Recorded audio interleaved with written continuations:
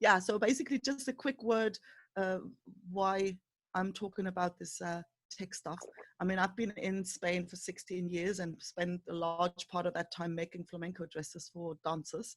But in a previous life, and I was a software developer. So I'm beyond geeky, basically. And I'm working now as a business mentor, coach, online business mentor. And that whole tech stuff has come to the surface in quite a dramatic way with the current situation where everybody's now thinking, how can I offer what I do or something different? How can I basically get my business part online? And hang on a second, I'm going to share my screen. Hang on.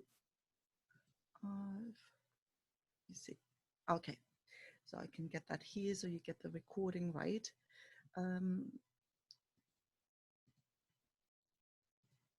I share my screen, and can everybody see the screen? Okay, great. If you have any questions, like type them, please type them in the chat. I will definitely not talk for an hour, so I'll talk about what I've got on my mind and what I want to share, but definitely want to open it up for questions, because I think that's really where the power is, when you can bring your particular questions and examples and whatever. So I probably won't be able to see the comments, especially when I have the presentation open. So, but put them in there so we can actually see, basically what you've been asking when I'm basically getting out of here. And there's one question that I see an awful lot in recent times, and that is, what's the best online platform for online courses, for webinars, for online events? And a lot of the time, the question is even, what's the best all-in-one platform? And there is so much in that question. And I think a lot of the time when people are new to that whole online world, it's like, well, that's an obvious question to ask. But when you type that into Google, you're not going to be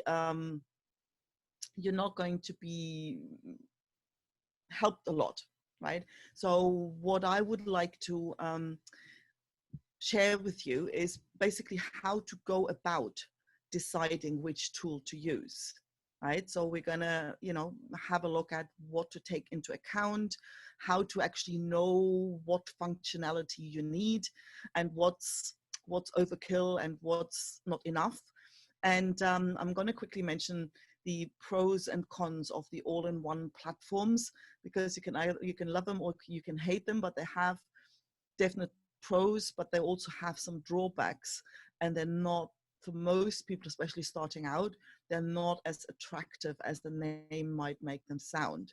And I also want to mention, or like touch on, a few common myths around SEO and what that can do for you. Basically, when people ask, especially when you ask what's the best all-in-one platform, like the question underneath that, or the what drives it, is that idea, God, this online stuff, I just want it to be simple, right? And there's nothing wrong with making things simple. I mean, I guess the whole idea of online tools is to make this thing simple, but well, complexity doesn't go away just because you have a pretty screen in front of it, right? And the complexity that comes into doing something online, and or getting software to help you with a particular process, can actually be quite surprising, right? And so you have really two approaches. You can either, what people kind of look for is pretty much on the picture on the right, where you just have a screen and just have one button, and and it basically does it all. But the fact that you don't see the complexity doesn't mean it's not there, right? Which means that these solutions are usually a lot less flexible and also a lot more expensive, right? So it depends on, how much are you prepared to pay for that. On the other hand, your more simple approach is, you hide part of the software takes over part of the complexity, but you still dealt with quite a lot of stuff. And then it also comes with the flexibility, because then you can control all of these. So you have a lot more fine-grained control over stuff. But it might be looking more confusing or more complicated. And it's, obviously less expensive. And the complexity is often when you're new to this world of software and online platforms, the complexity is often surprising, right? Just a quick example. I've just spent the weekend geeking out building a mobile app for a client, and it's really simple. Right? What it does is actually really simple. The idea is that people can there's a 24-hour, 7 days a week Zoom room event. And so the idea is for coaches to claim a slot and say, I'm going to host that Zoom room and at that hour on a weekly basis. So basically it's just like there's time slots and people can put their name next to it. Well, sounds simple enough. When you actually start creating even a spreadsheet to allow that to do, it's like, oh, there's time zones. Then there's daylight savings. So the time zones shift for different people at different times. Now, what if the email isn't right? Now, what if somebody edits the stuff who actually isn't the right person? And all of a sudden, it's almost always like you sort of open a can of worms. Now, I'm not saying that to scare you off online tech. What I'm saying is, like, it doesn't really matter where you enter that, there will be a learning curve. Even if you go for a tool that's basically advertising, saying, oh, build a website or build and especially that platform was like, build a mobile phone app, in minutes, no coding experience required. And I'm looking at that and I'm like, well, actually, there is a bit of a learning curve to actually understand how the platform works. And then it was like, boy, whether that thing works or doesn't depends on you structuring your data underneath well. So people, it's just like courses like Learn Spanish in 30 days. If you've tried, you know how far you get with that.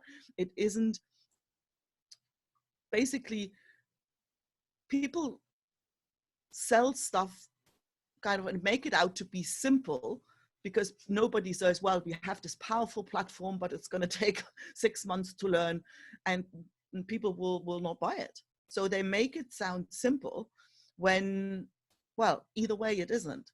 Either you have to deal with the complexity on the front end, or you have to deal with, well, okay, here's a button, but then, well, now if that doesn't do what you thought it does, you have no way of seeing what's going on. So basically what I'm saying, if you've been struggling with this stuff, it's not you, right? So it's you can't shortcut the learning curve. You're going to have to deal with how, like, not how in every single software works individually, but we'll get to this, because that's usually not even your main concern anyway. So, but it's like, it's not unusual, or you're not stupid or anything. Like, if this is kind of seems complicated and difficult, it's simply because it is. So there's nothing wrong with you. There's simply something wrong with, well, not wrong, but it's helpful to keep in mind that the smooth marketing slogans are designed to pull you in, to make you buy the thing, and not necessarily telling the truth. Now, there's an observation you can make. Like, if you find it difficult to choose the right tool,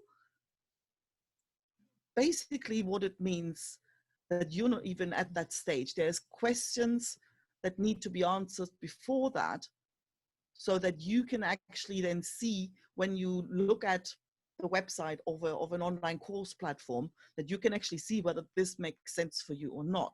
So you basically need a lot of questions answered beforehand to the best of your ability, and whatever the moment is when you're starting out, you may not know all of that. And that's the bit where that no software can take away from you. And that's basically that in the mobile phone app, it's like, okay, who do I want to be able to edit a time slot? Only the person in there, but maybe also an admin person. But, in all these decisions, and there's no right or wrong answer for any of those questions, but you need to have an answer. Because when you are really clear on what is it exactly that I need and who exactly is it for, then after that, which functionality of some software makes sense for you or doesn't. And the first question, like, who is it for? Who are going to be your user? Like, I'm just using an online course as an example because it's probably the one that is most relevant for people. So the first thing is, like, who is this for? Because there is a big difference if you create a course for teenagers who are used to kind of being on the mobile phone, or if you do create something for for women over 60. And I've done that, and it was like, boy, to get them to even find the login screen for some online platform. So they're just not used to it. It's you need to give them a different interface. And yeah, what is it? What will you teach? That, I think, for an online course, the bigger question is what is it that you want to teach that somebody will actually want? Because there's no point creating an online course on whatever platform. If you pick a topic that nobody wants, you're not going to sell any. So that figuring out the right topic for the right audience, that's where the focus should go before anything. And another question is like, okay, what format? Because out of that, the next question is like, what format makes sense? Is it going to be mainly video? Is it is it text based? Is it maybe a mixture?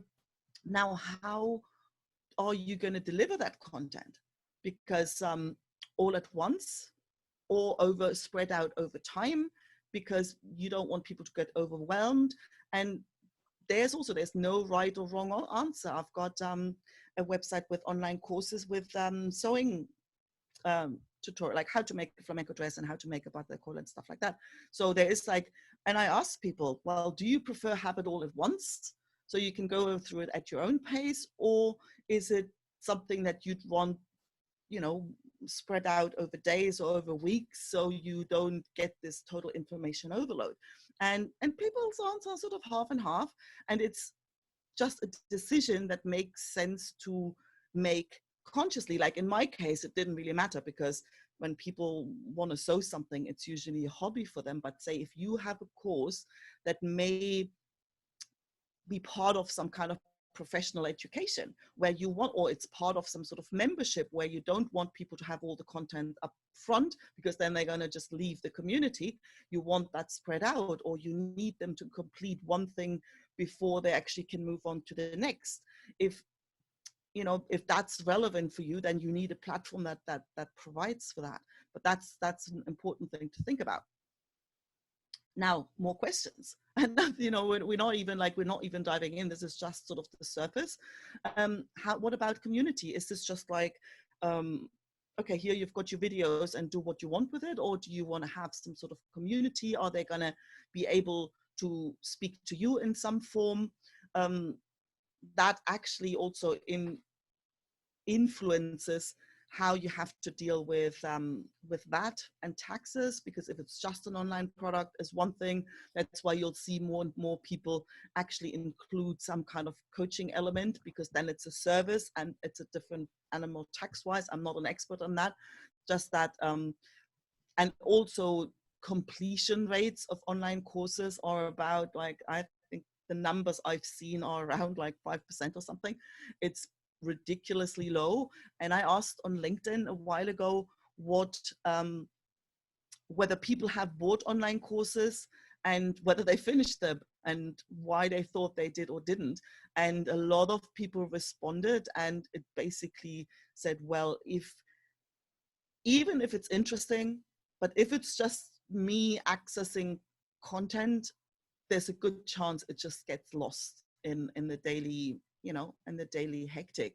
And people found it a lot more likely for them to complete a course, or to actually even start it in the first place, when there was some element of live interaction, with a peer group or with the person running it. So that is something to think about, because people always love to think of passive income, online course passive income.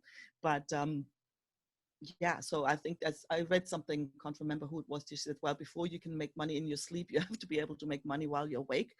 And so basically creating an online course and putting it there isn't gonna, isn't likely gonna go anywhere. So that whole community element is a big one to consider. Now, payment options, how do you want them to pay for it? That's something where do you want to have payment plans, which means like you have a full price or 3 payments of something, or a monthly, yearly, whatever subscription? Do you want to offer coupons? Do you want to help? Do you want to have other people help you sell it, like an affiliate kind of thing, where you pay them a commission for them selling your product for you? And and if we hang on, let's see. And if we had more time, we can probably think of more questions to ask. Like, I mean, that's obviously something you won't cover in 20 minutes, but basically that's the kind of questions you need to focus on, because when you have all these things clear, then becoming like researching the option becomes a lot simpler, because then you know what you're looking for.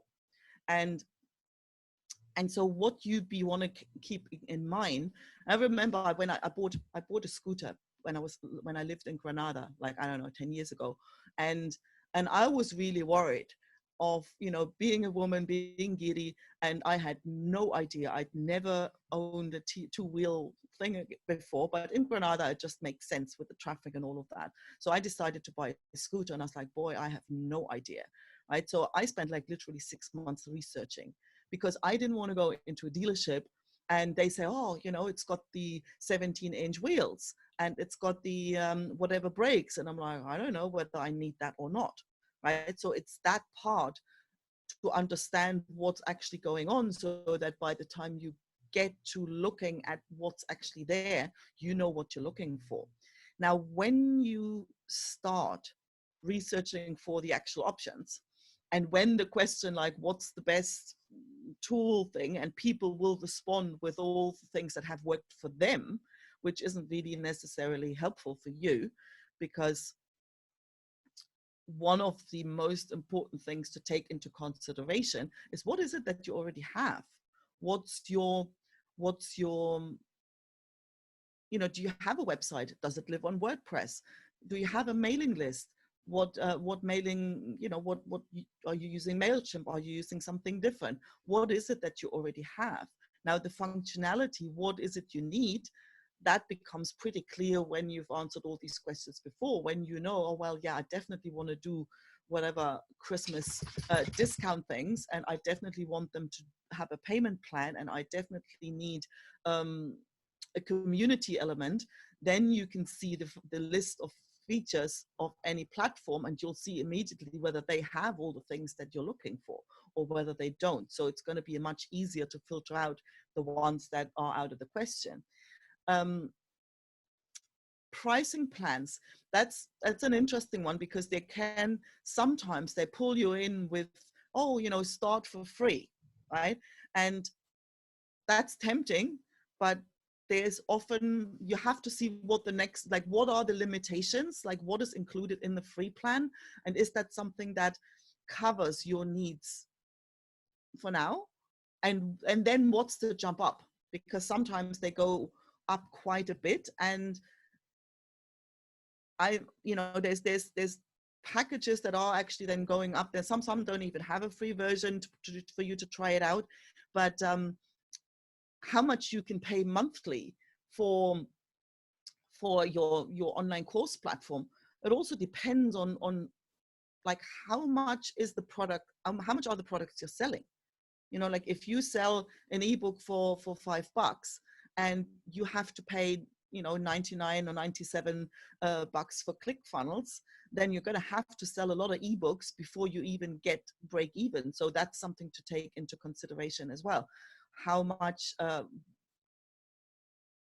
if you have one course for $1,000, then, well, you know, you can easily spend more on that end. So that's something to take into consideration.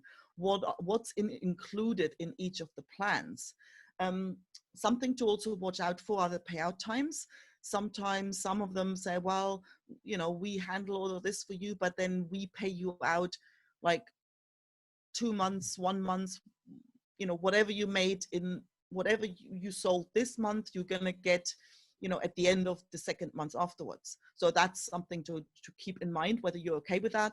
Sometimes it's about about refunds and so yeah, some just work like that, and it's just important to know whether you can, with somebody's enrolled in a course, whether you get access to that money immediately or you have to wait for a month or two.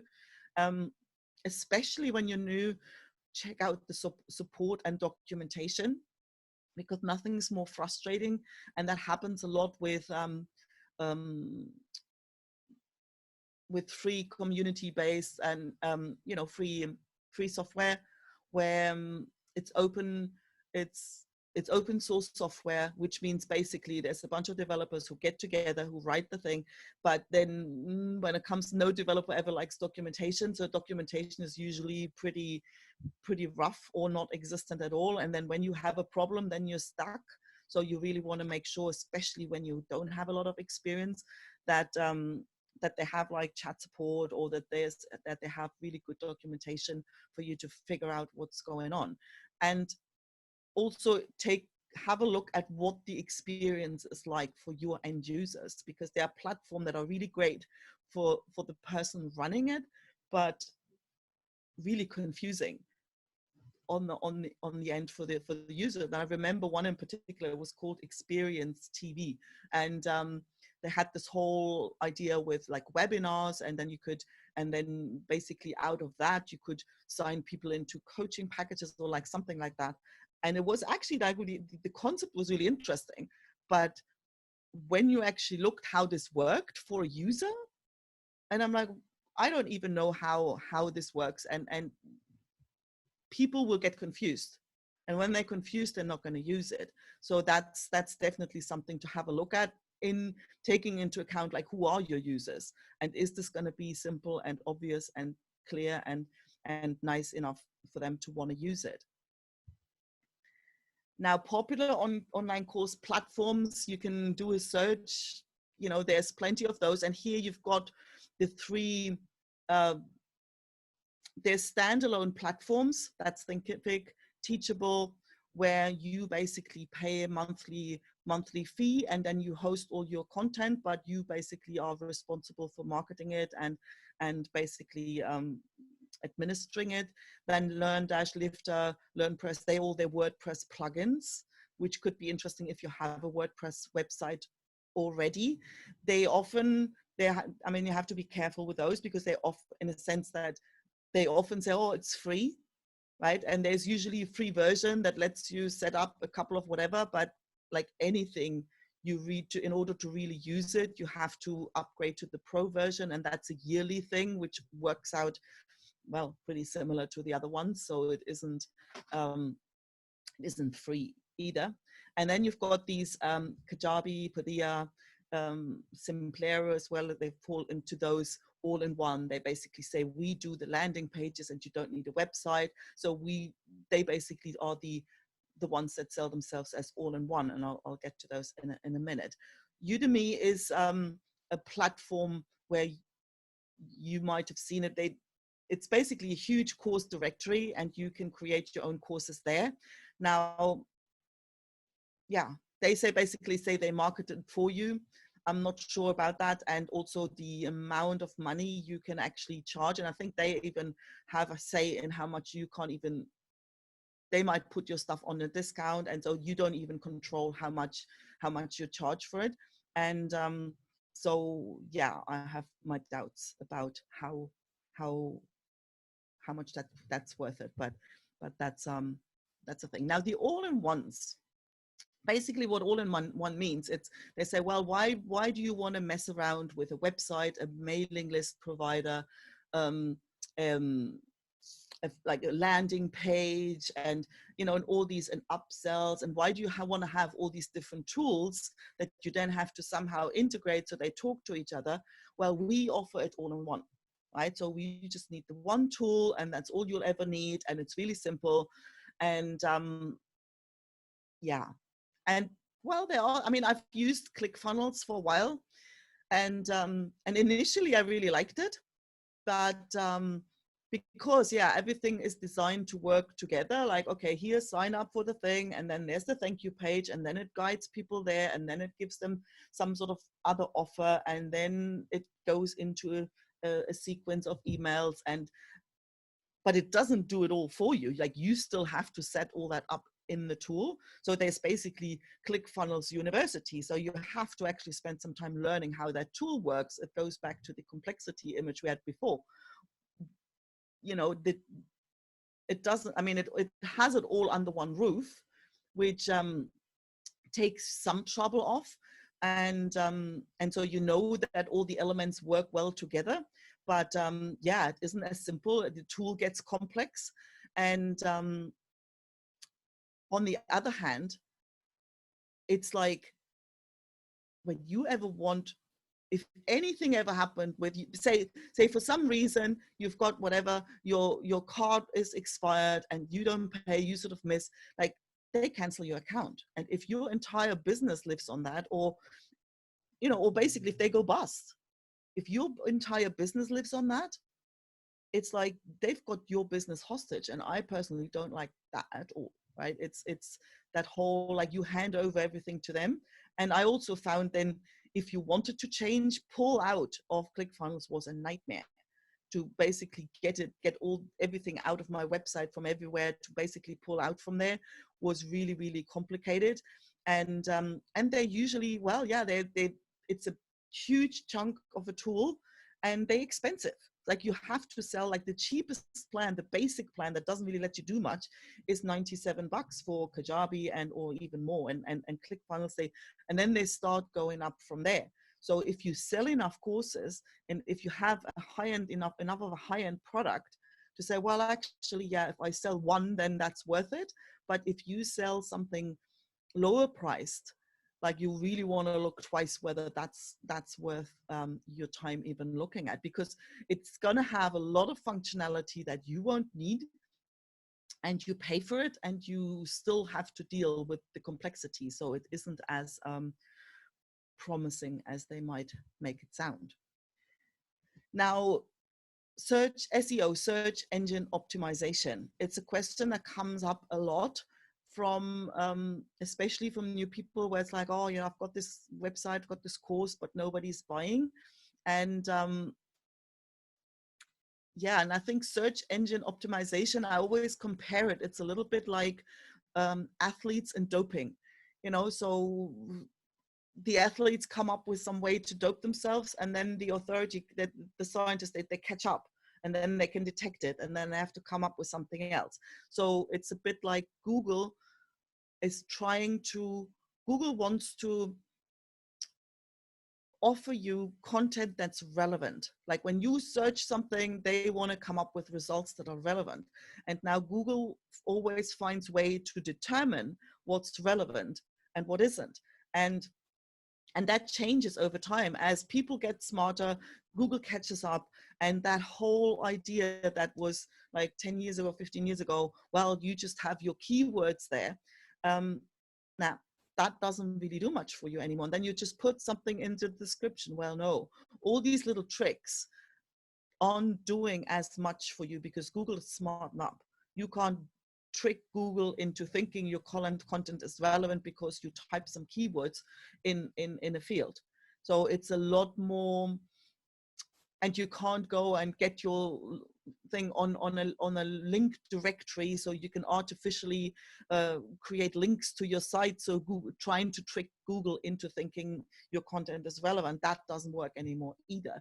And I had an SEO specialist on my podcast a while ago, and he basically said, well, you know, SEO, don't even bother with it if you don't have $2,000 to spend on it each month, right? If you play in that size, then, you know, there's some things they can do, but it's usually said you're not going to see any results until like you have to give it at least 6 months to a year before you start seeing some results. And even he said, well, it's about creating content that people want to see, and about updating your content regularly, and not have that website just, or that whatever, just sit there without updating it. And it's about creating video content. So it's more about being present online and creating content and building an audience, rather than you know, typing in some keyword somewhere. And because at the end of the day, it comes like what it takes for Google to recognize your site, and for potential audience to take you into account. It's a lot. It's not as much a technical thing than it is about relationships, because it's ultimately about trust. Like these days, there's a lot more. It's a lot more people online, and if you watch it, I always find the easiest way to kind of know is what's going on in people's mind. Observe yourself scrolling through social media. Where do you stop and why? And what makes you buy and what doesn't, right? And if you don't know, oh, I don't know who that is, you know, it's likely that other people do the same thing. So your attention should go more, okay, how can I make sure that the people I want to buy my course or whatever the thing is, they know who I am and they know what I stand for, and they trust me enough to buy from me. And that is really not that different online from offline. So no tool, no software platform can take that work away from you. So yeah.